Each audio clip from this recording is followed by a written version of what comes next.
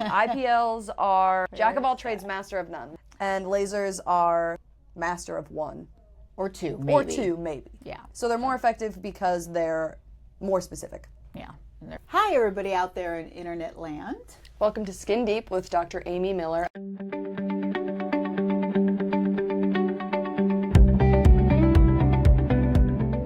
That's me. I'm Dr. Miller. And as you can tell, that's not Megan.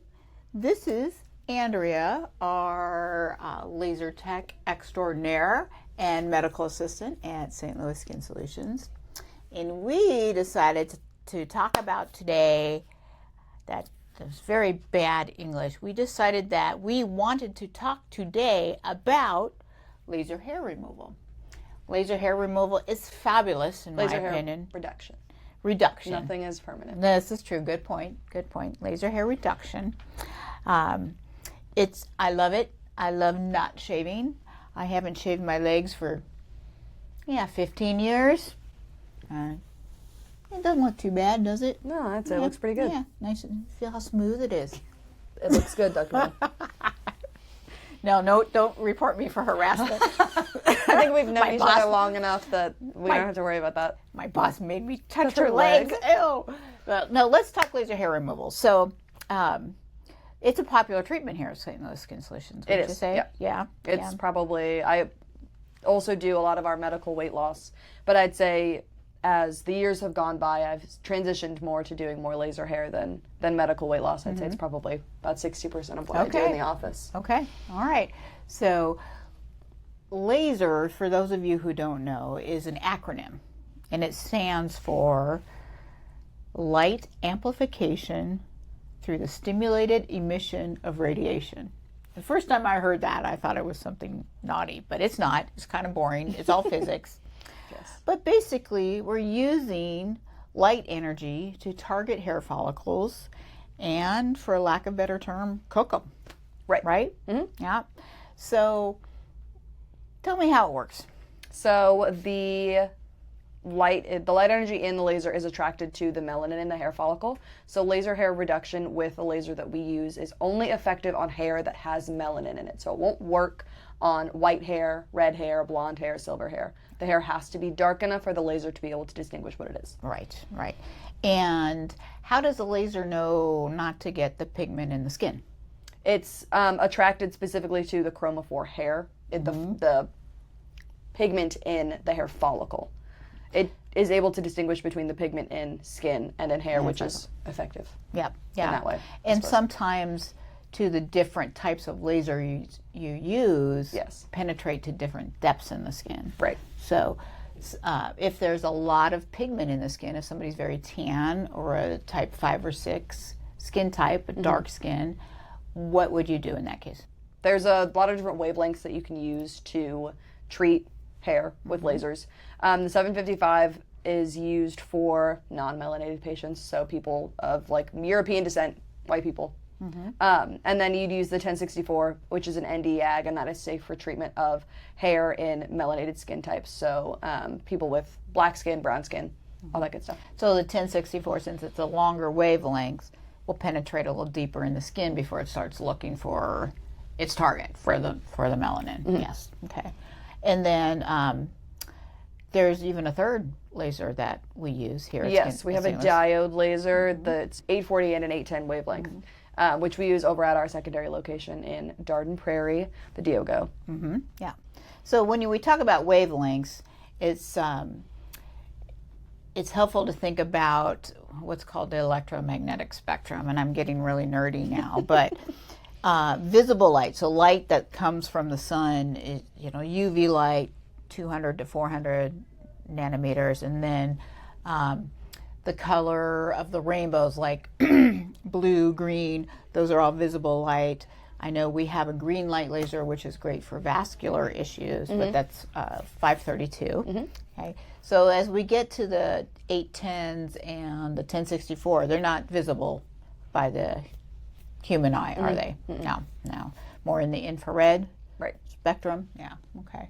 So I know it's frustrating because people always ask, well, why do I need so many treatments? So how many treatments do people need, and how do we space them, and whatnot. So we usually recommend a treatment of between 6 and 8 to start. Some people may need on the lower end, closer to 6. Some people need upwards of 10 to 12. It just depends on the texture of your hair and if we can catch it in the right hair cycle. So the hair grows in 3 phases, and laser is going to be the most effective if you can catch it in the anagen phase, which is the active growth phase. We do want to catch the hair in every phase of its hair growth, but by catching it when it's in its anagen phase, you're reminding the hair to stop growing, to not regrow again, because as it's growing, you're destroying it.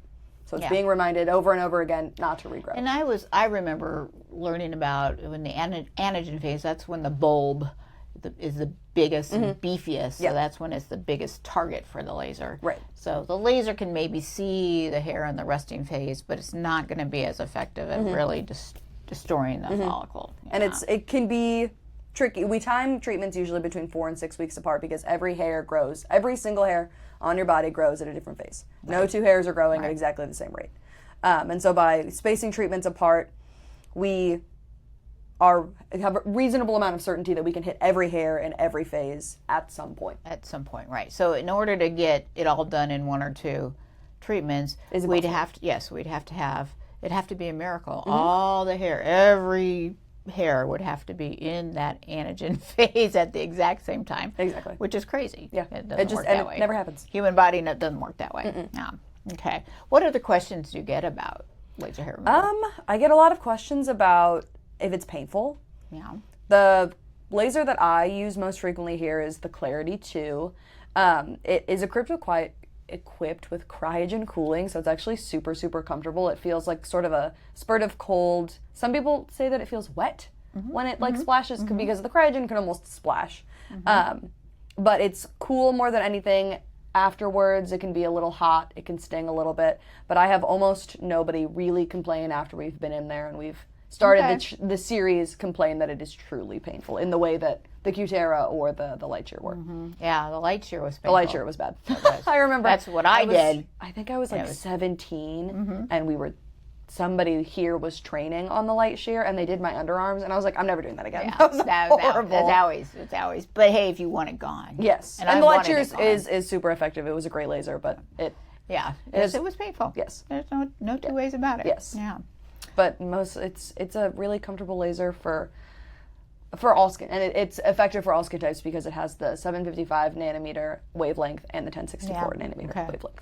And that's always nice too, because if you do a bunch of treatments with one wavelength and maybe stop responding, it's nice to be able to throw another wavelength at the patient. Right. And just mix it up a little bit. Yes. You don't want the hairs to get resistance. I think of it like antibiotic resistance almost. So. Okay. What else? What other questions do people ask? Why is it reduction and not removal? Because, for lack of a better phrase, it's not permanent. The hair, you can stop it from growing for so long, but hair is resilient, and the only way to really destroy it is through electrolysis, thermolysis, which is a separate. Well, and I think you can kill some of those terminal hairs. Yes. But you're never going to get the vellus hairs. Right. Those are the baby fine hairs because they're too light for the laser to see. Right. And over time, those vellus hairs can transform into terminal hairs. Yeah. So you can never, say 100%. It's gone. But what I've noticed with mine, because it's been a long time, and I did the Light Shear. It was not fun, but I was motivated.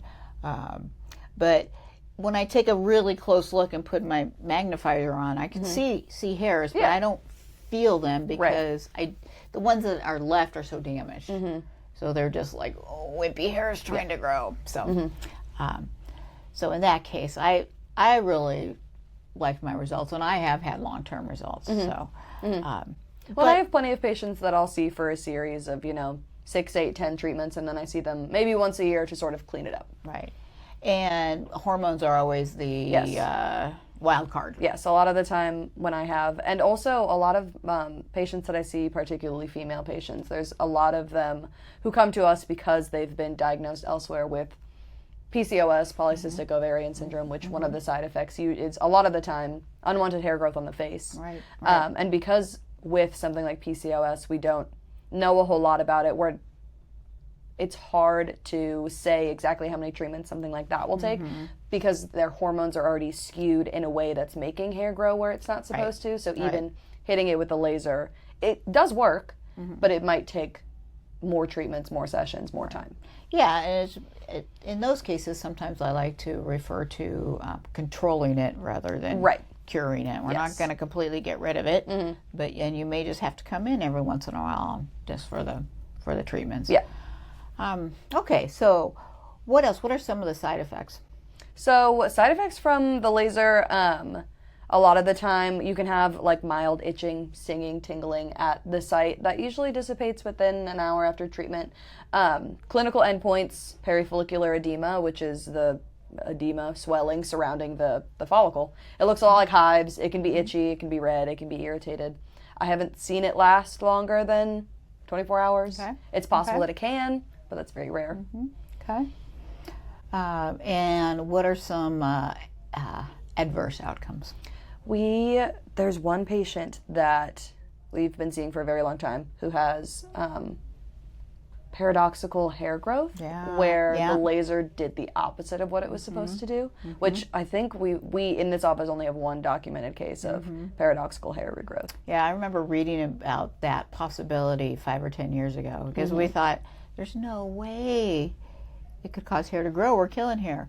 But it actually has been documented, and mostly in type 5 skin types for some reason. We don't know why. But that is a possibility. And then the other, the other is there's a possibility to blister the skin if it's not cleaned off properly. That you can cause burning if your settings are wrong, if you use the wrong wavelength. Right. You can definitely if the hair's too long and you burn the hair. Yeah.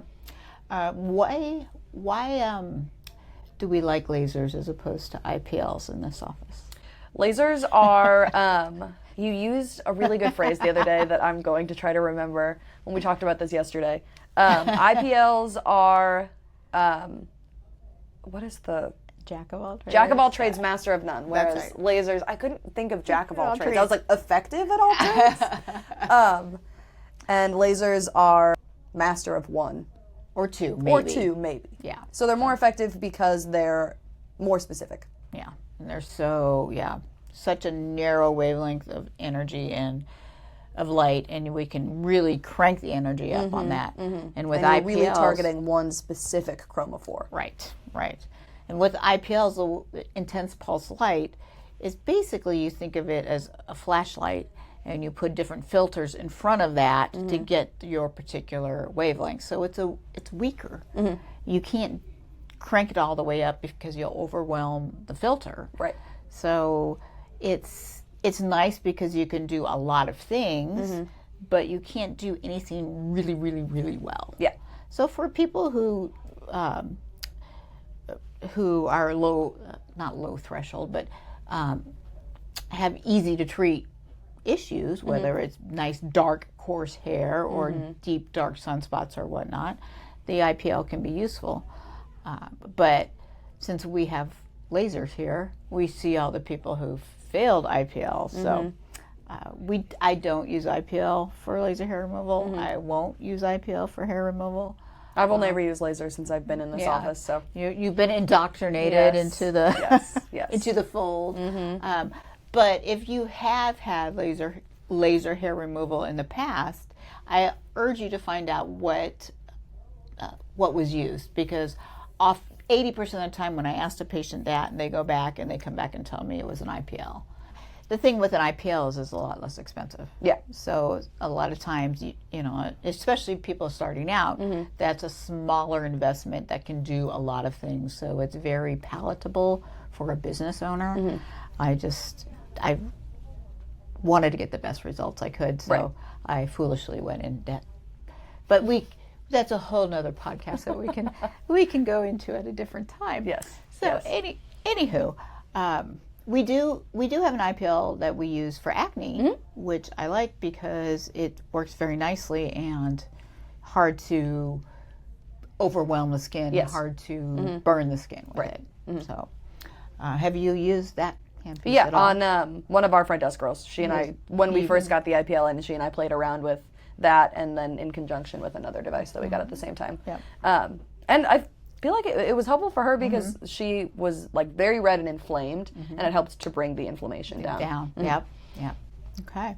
Anything else that people should know about laser hair removal? It's not scary. It really doesn't hurt that bad. Or laser hair reduction, my bad. That's okay. I promise I won't hurt you in there. I'm really nice.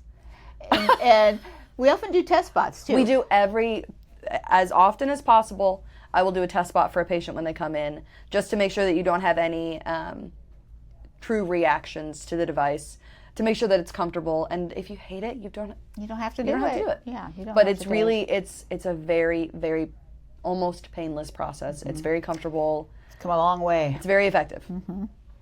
Okay.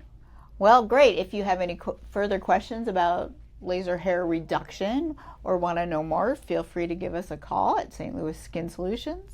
I'm here every day. What's our number? 314-394-3915. Okay, we just recently changed the phone number, so Like a year ago. I don't have it. Well, okay, that's recent. I'm an old lady. That's recent for me. So, signing off. I'm Dr. Miller. And I'm Andrea. Thanks for watching.